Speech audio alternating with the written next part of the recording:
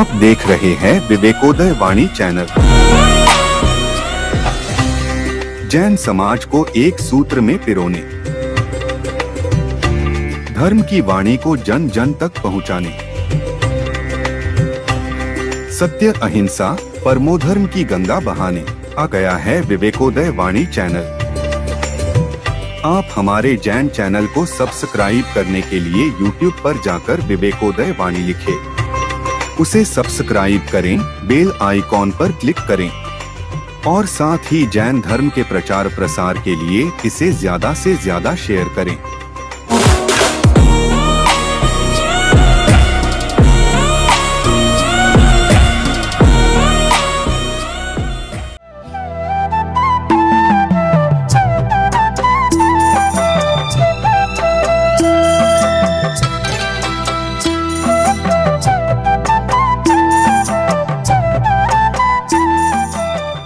पर्यन्ताणं नमो सिद्धाणं नमो वैरीयाणं नमो वज्रायाणं नमो लोहे सविशालम्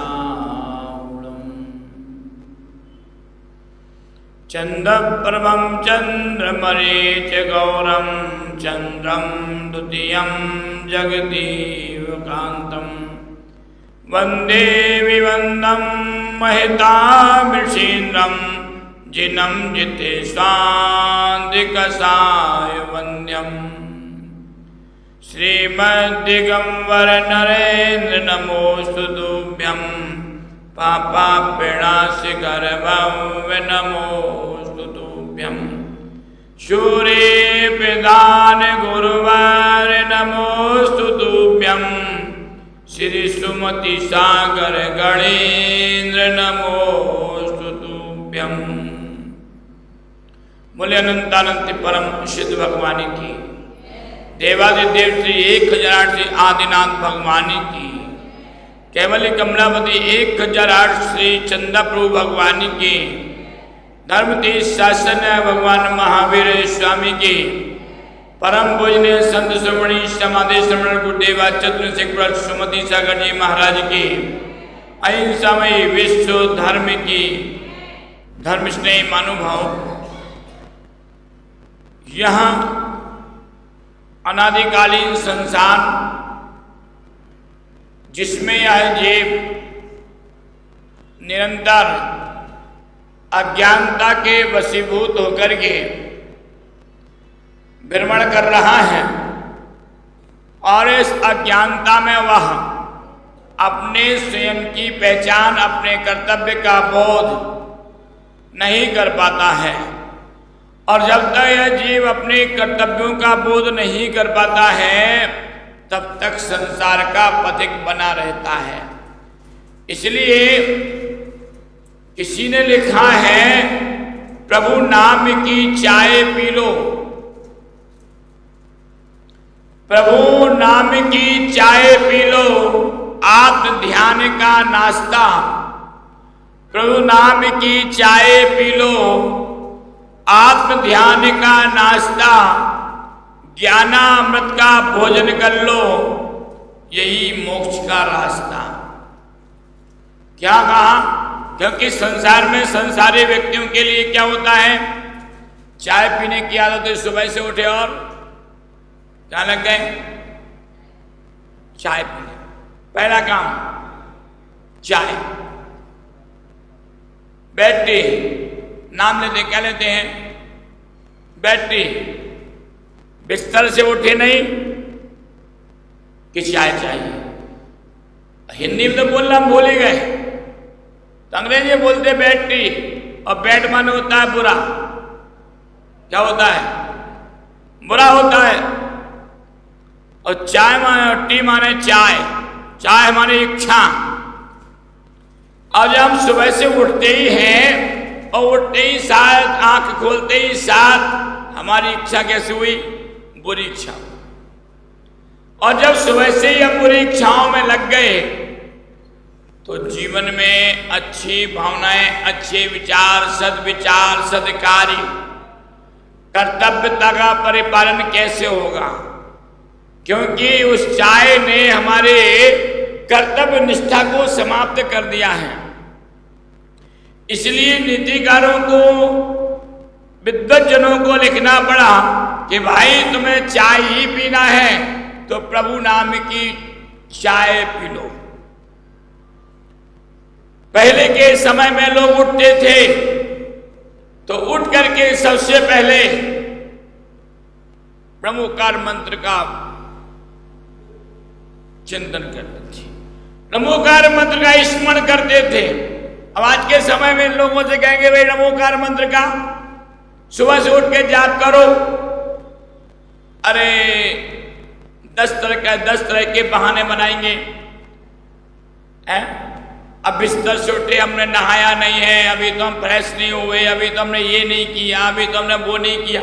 ये सारी की सारी बाह्य जगत की बातों के बहाने बनाना प्रारंभ कर देते हैं। क्यों? क्योंकि कहा जाता है कि जब जिस जीव का तीव्र पाप कर्म का उदय होता है तो उस पाप कर्म के उदय में धर्म की चर्चा अच्छी नहीं लगती। धर्म की चर्चा अच्छी नहीं लगती है, धर्म के कार्य अच्छे नहीं लगते हैं। और धर्म के कार्य अच्छे नहीं लगते हैं तो उनको फिर अपनी कमजोरी कैसे व्यक्त करें, तो उसके बहाने ढूंढना पड़ते हैं कि हम समय से उठ नहीं पाते हैं, फिर ये नहीं कर पाते हैं, फिर वो नहीं कर पाते हैं। सारी संसार की गाथा गौरव गाथा गाना प्रारंभ कर देते हैं। इसलिए नीतिकार ने कहा कि जो है केवल जो धर्मात्मा जन हैं उनके लिए ही सारे साधन स्वतः ही सुलभ हो जाते हैं और वे उन सारे सुलभ साधनों को अपने जीवन को श्रेष्ठ बनाने के लिए उपयोगी बनाते हैं। इसलिए विद्वज्जनों ने लिखा है प्रभु नाम की चाय पी। किसके नाम की चाय पीना है भाई? प्रभु नाम की चाय पीना। और फिर नाश्ता किसका है? धर्म ध्यान का नाश्ता करो, आत्म ध्यान का, धर्म ध्यान का नाश्ता करो। क्योंकि जो जीव धर्म ध्यान में लगता है, आत्म ध्यान में लगता है, आत्मचिंतन मंथन में लगता है, आत्मचिंतन मंथन में लगने वाला व्यक्ति धर्म की अंकुरों को, धर्म के स्वरूप को भली भांति जानता है। और जो धर्म के स्वरूप को भली भांति जानता है वह धर्म की गहराई के अंशों को भी भली भांति समझता है। इसलिए आचार्य भगवंत कहते हैं कि अगर वास्तविकता में तुम आत्म ध्यान करना चाहते हो तो बाजार का कचौड़ी का नाश्ता छोड़ो, उसका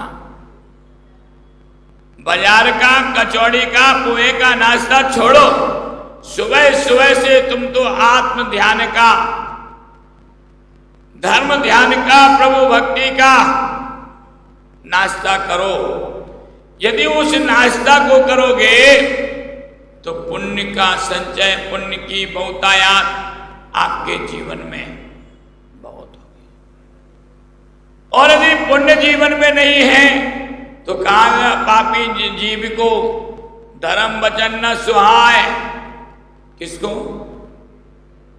पापी जीव। धर्म वचन न सुहाए। पापी जीवों के लिए कभी धर्म वचन अच्छे नहीं लगते। क्या होंगे? क्या करते हैं? या उठ, या लड़ मरे, या उठ घर पहुंच जाए। क्या करता है? या तो बैठा बैठा धर्म सभा में जैसे तैसे आ जाएगा, मंदिर में आ जाएगा तो मंदिर में बैठा बैठा झपकियां लेता रहेगा नींद की। क्या करेगा? यहीं बैठे बैठे लोग ले लेते झपकी। या तो नींद की झपकियां लेगा यहां हूं गए या लड़ मरे और किसी ने जगा दिया तो क्या होगा? लड़ेगा, नियम से लड़ेगा, क्योंकि उसके लिए तो मंदिर जबरदस्ती भेजा गया था, धर्म सभा में उसे जबरदस्ती बिठाया गया था, इसलिए उसके लिए धर्म वचन अच्छे नहीं लगते। या लड़ मरेगा और अगर लड़ने का मौका नहीं मिला तो उठ कर क्यों जाए, कहां चल देगा? घर को चल देगा, क्योंकि उसे अपने वास्तविक इस मनुष्य जीवन की उपयोगिता का ज्ञान नहीं है। इसलिए विद्वज्जनों ने कहा आत्म ध्यान का करो नासता और ज्ञानामृत का भोजन कर लो, यही मोक्ष का रास्ता। ज्ञान रूपी अमृत का यदि भोजन तुमने किया है तो संसार के प्रत्येक पदार्थ उसी प्रकार से दृष्टिगोचर होने लग जाएंगे कि जिससे हमें वास्तविक उस धर्म का स्वरूप, धर्म का बोध हमारे लिए हो जाएगा कि धर्म क्या है। एक बार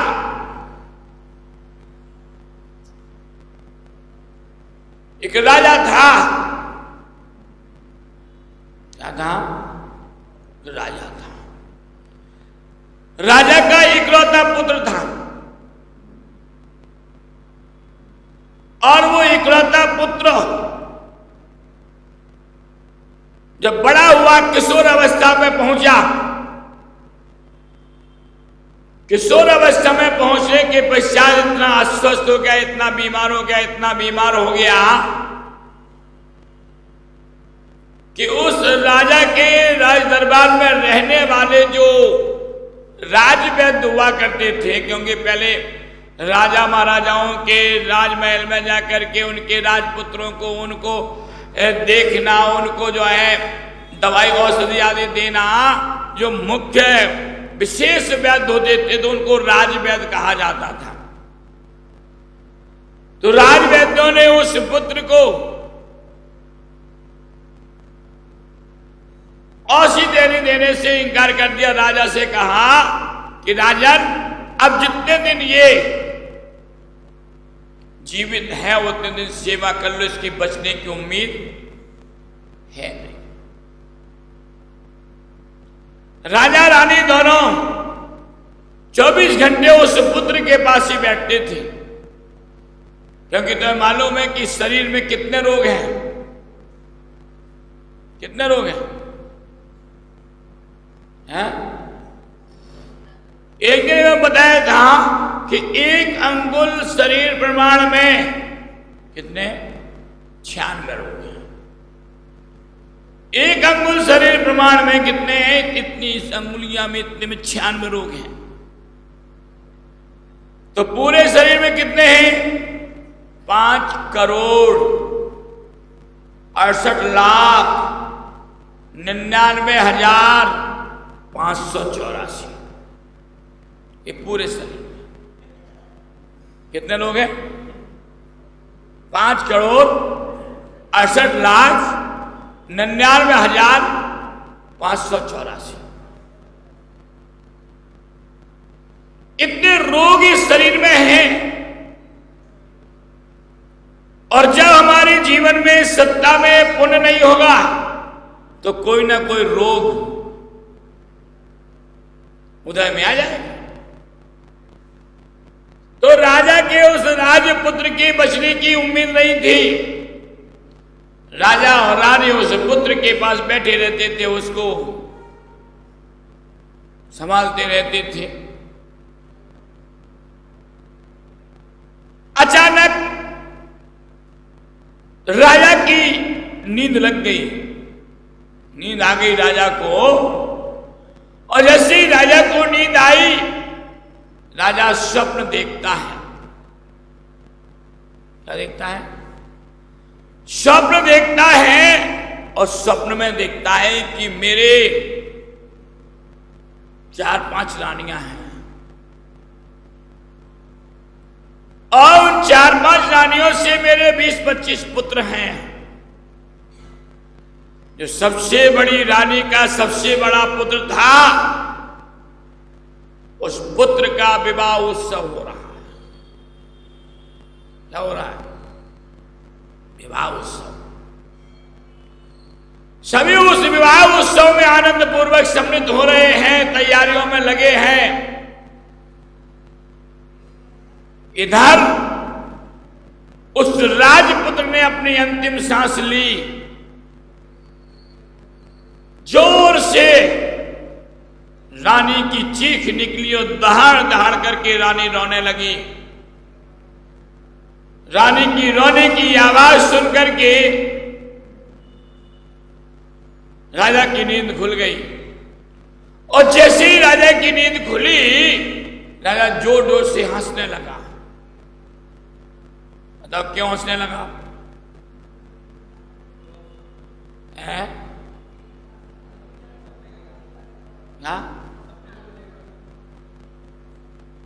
जैसे राजा हंसने लगा, रानी ने कहा, ये हंसने का समय नहीं है, ये मातम शोक मनाने का समय है, क्योंकि तुम्हारा पुत्र मृत्यु को प्राप्त हो चुका।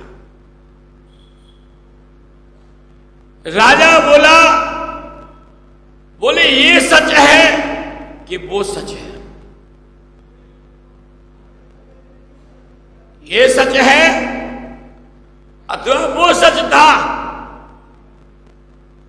मैं इसको रोऊं या उसको रोऊं?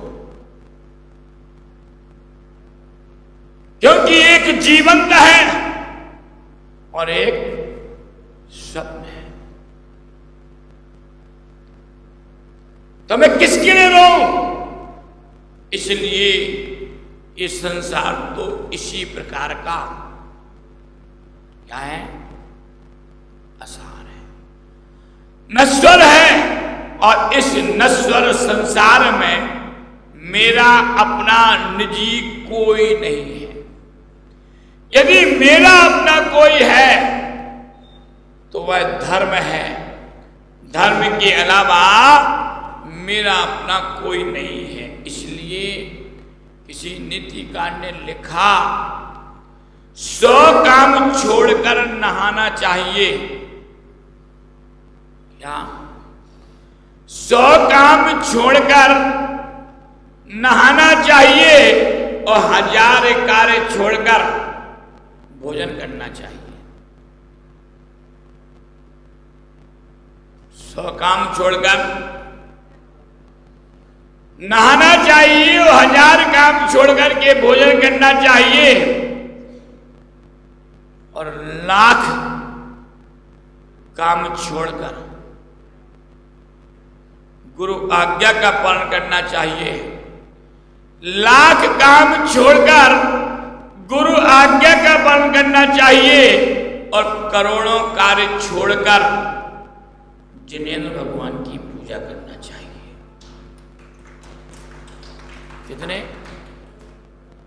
कितने काम छोड़कर? करोड़ों काम। करोड़ों कार्य छोड़कर के जिनेंद्र भगवान की पूजन करना चाहिए। और जिनेंद्र भगवान की पूजन तुमसे तो एक काम छोड़ के नहीं की जाती है। घर में फ्री बैठे हो तो काम करने, पूजा करने आ गए, और कोई एक आध काम सुबह से आ जाए तो कहां लगते हो? है? काम में लग जाते हो, भगवान की पूजा छोड़ देते हो। एक काम नहीं छोड़ा जाता, और जब एक काम हमसे नहीं छोड़ा जाता है तो धर्म पुरुषार्थ हमारे द्वारा कैसे होगा? जो रोग प्रकट हो रहे हैं, क्योंकि 5,68,99,584 रोग हमारे शरीर में हैं, वे सारे रोग यदि प्रकट होते हैं, उदय में आते हैं, तो तभी आते हैं जब हमारा पाप कर्म का उदय होता है। बीमारियां कब उत्पन्न होती हैं? जब पाप कर्म का उदय होता है। पुण्य के उदय में एक भी बीमारी नहीं हो सकती। आप कहते हो ना कि डायबिटीज यदि एक बार हो जाए तो कभी क्यों कभी जाती नहीं है। पाप कर्म का उदय है तो बीमारी होने के बाद कभी जाएगी नहीं, और यदि उसमें पुण्य का उदय हो गया तो बीमारी कभी टिक नहीं सकती। इसलिए आचार्य भगवान कहते हैं कि धर्मात् कामोक्षाणाम आरोग्यम मूलमुत्तमम्। यदि तुम अपने धर्म पुरुषार्थ में लगे हो, धर्म कार्य में लगे हो, तो वो धर्म कार्य आपके लिए आरोग्यता को मूल रूप से प्रदान करता है। यानी शरीर आरोग्य बनने को प्राप्त होता है उस धर्म पुरुषार्थ के बाद।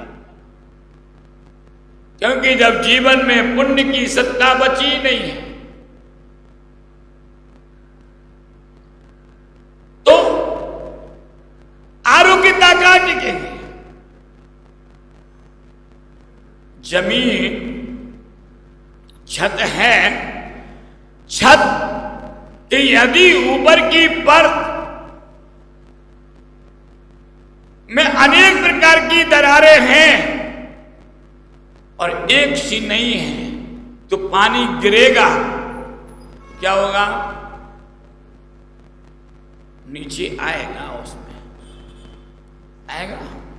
आएगा क्योंकि उस छत को हमने व्यवस्थित ठीक नहीं कर रखा है। उस छत में पानी आने की अनेक रास्ते वो दरारों के माध्यम से बने हुए हैं, तो उसमें पानी अंदर जाएगा उन छिद्रों में और पानी अंदर आ ही जाएगा।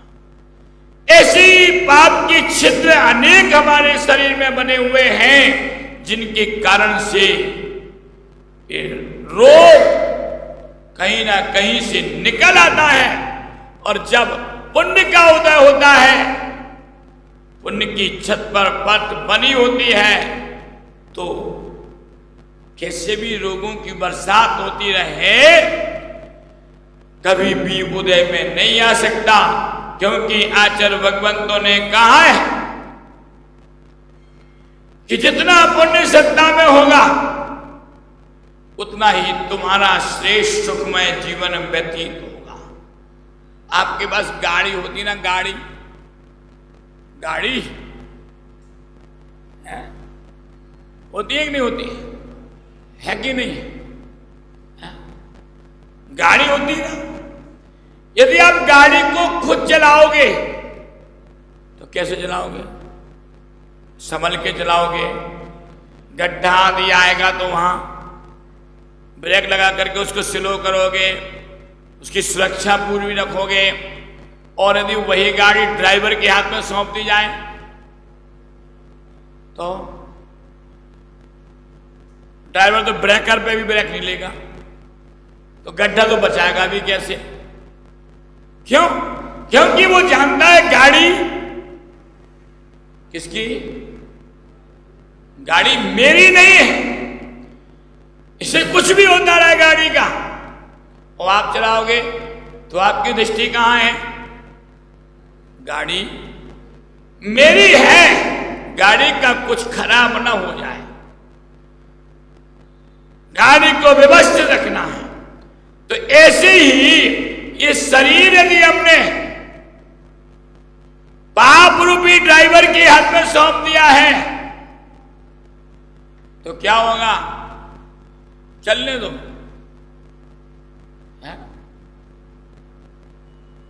और यदि पुण्य रूपी धन रूपी अपने हाथों में रखा तो भाई गाड़ी तुम्हारी सुरक्षित है।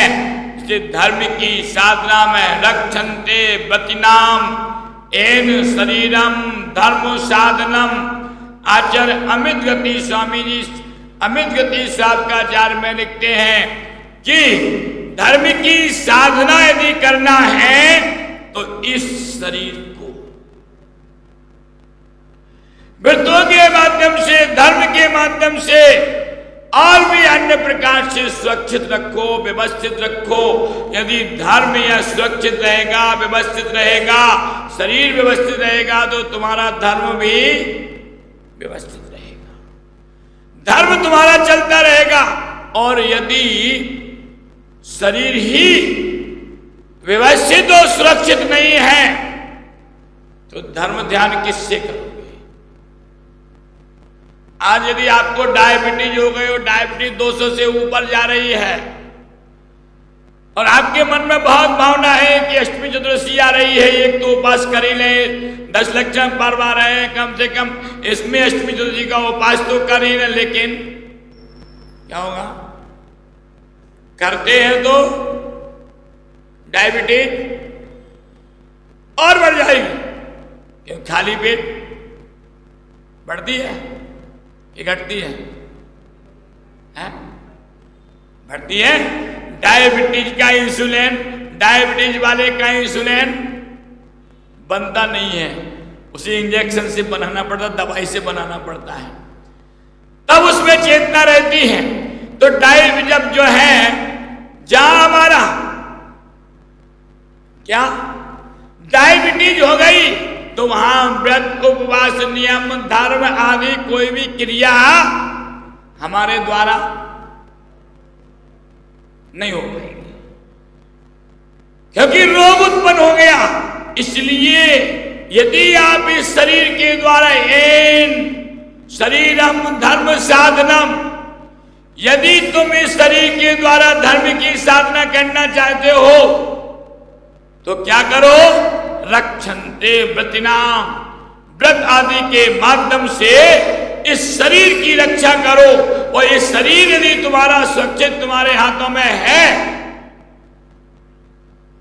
तो तुम आगे धर्म साधना कर पाओगे, और शरीर यदि तुम्हारे हाथों में सुरक्षित नहीं है तो धर्म साधना होगी नहीं।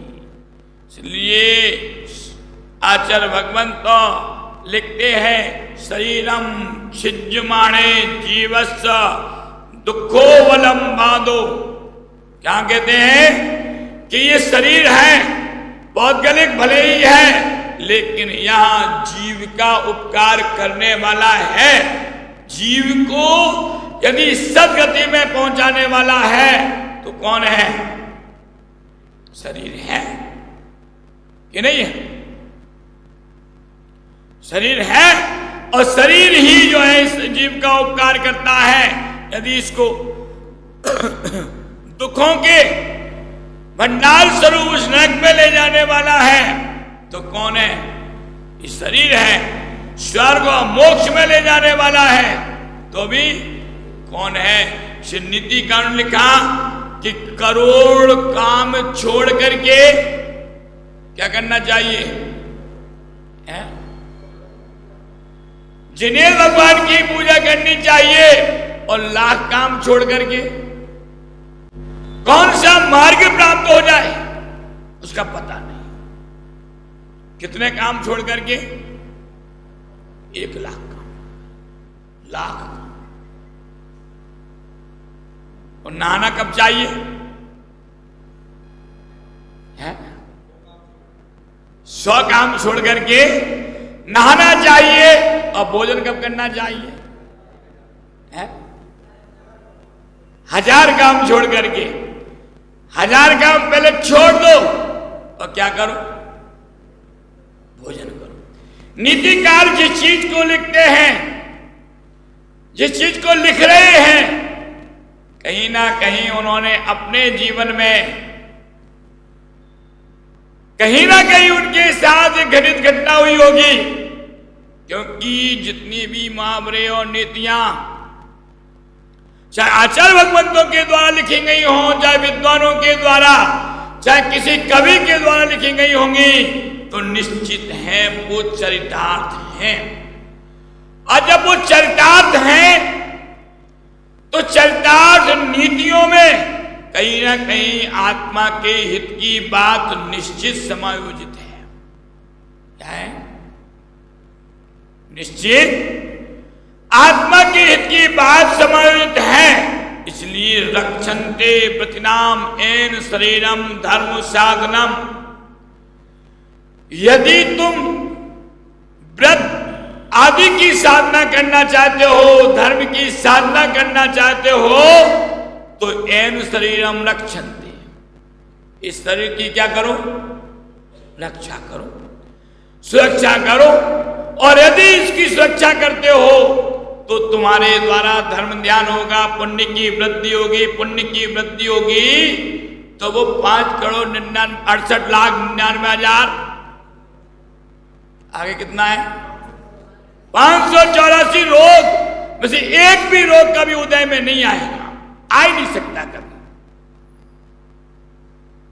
पुण्य यदि उदय में है तो, और पुण्य नहीं है उदय में तो ऐसे समान समतल मैदान में भी चलते जाओगे तो भी ठोकर लग जाएगी, तो भी ठोकर लग जाएगी। किस उदय में? पाप उदय में। समतल भूमि पर चलते हुए भी ठोकर लग जाएगी जब पाप कर। राजा श्रेणिक का जब पुण्य का उदय था तो अभय कुमार जैसे पुत्रों का समागम हुआ कि जो उनके लिए सतत समर्पित होते थे, उनकी आज्ञा का पालन करते थे, उनके लिए सही सलाह दिया करते थे। और जब उसी राजा श्रेणिक का पाप कर्म का उदय आया तो कुड़िक जैसे पुत्र का समागम मिला जिसने बंदी खाने में डाल दिया और अपने पिता की पिटाई की, राज सिंहासन से भी उतार दिया। किसके उदय में? पाप के उदय में। एक ही पात्र, एक ही व्यक्ति, यानी उसी राजा श्रेणिक के पुण्य के उदय में अभय कुमार सहयोगी बने रहे, राजपाट राजा श्रेणिक से जलवाते रहे, सही नीतियां सलाह देते रहे। और पाप के उदय में उनके ही पुत्र कुड़िक ने राजगद्दी से उतार दिया और जेल खाने में डाल दिया। तो निश्चित है पुण्य का उदय तो हमारे लिए कुछ भी नहीं बिगाड़ सकता, कुछ भी। कहते हैं जिसके बीता नहीं जिसका पुण्य का करा उसको माप है और गुण करो 1000। जिसका पुण्य का करार, जिसके पुण्य की सत्ता, जिसका पुण्य का साधन समाप्त नहीं हुआ, वह हजारों भी अपराध करता रहे तो भी उसके लिए क्या है? क्षमा है। पुण्य के उदय में कोई नहीं बोलता। अभी राज शासन चल रहा, किसका चल रहा? मोदी का चल रहा। चारों तरफ मोदी मोदी हो रहा। क्यों? क्यों हो रहा? उसका पुण्य कर्म का उदय चल रहा। तो किसी भी क्षेत्र को किसी को भी दे दे, किसी की मूर्ति कहीं भी रख दे, किसी की मूर्ति कहीं भी कुछ भी कर दे, है? उसका पुण्य का उदय चल रहा। और जब पाप कर्म का उदय आएगा तो कोई पूछने वाला भी नहीं मिलेगा। अभी सारे विश्व में छाया है पुण्य के उदय में, और जब पाप का उदय होगा तो घर में भी, घर का व्यक्ति भी पूछने वाला नहीं मिलेगा। तो पुण्य और पाप की सत्ता नियम से जीव को सुख और दुख देने वाली है, इसलिए मनुष्य पर्याय मिली। इस मनुष्य पर्याय को पाने के पश्चात हमारे द्वारा जितनी अधिक वृद्धि को प्राप्त हो सके उतनी अधिक पुण्य की सत्ता को बढ़ाने का पुरुषार्थ करना चाहिए, क्योंकि यह कलिकाल है। इस कली काल में केवल धर्म ध्यान के द्वारा पुण्य की सत्ता ही बढ़ सकती है। आदिनाथ पुराण में आचार्य जिनसेन स्वामी ने भी लिखा है, ना केवल वयम काया कर्षणीयो मुमुक्षुवे। मुमुक्षु केवल वह नहीं है जो केवल इस शरीर को कष्ट करता रहे। मुमुक्षु वह भी है कि जो इस शरीर के द्वारा धर्म ध्यान करे, और धर्म ध्यान कर करके भी यदि शरीर कष्ट होता है तो उसका इस शरीर का सदुपयोग हो रहा है। और केवल लंघन करके शरीर को क्रश कर रहा है तो वहां इस शरीर का सही उपयोग नहीं कर रहा है। क्योंकि सर्वात्मा माध्यम देयम युक्तम, क्योंकि सभी जगह यदि धर्म पुरुषार्थ करने का साधन बनता है तो ये शरीर बनता है। शरीर के अलावा संसार में कोई दूसरा पदार्थ इस आत्मा के लिए धर्म साधन करने के लिए, आत्म साधन करने के लिए प्राप्त नहीं होता। इसलिए शरीर को सहायक, आत्मा का सहायक, धर्म का सहायक एक मंदिर के रूप में मानना चाहिए और वह शरीर आरोग्यता को, निरोगिता को प्राप्त होकर के हमें उस धर्म साधन में सहभागी बनेगा। ऐसी भावना के साथ हमें उत्तरोत्तर इस शरीर के माध्यम से धर्म साधन में उपयोग लगाना चाहिए। उससे ही हमारे जीवन की श्रेष्ठता और यश और समृद्धि और निरोगता बढ़ेगी। बोलो भगवान महावीर स्वामी की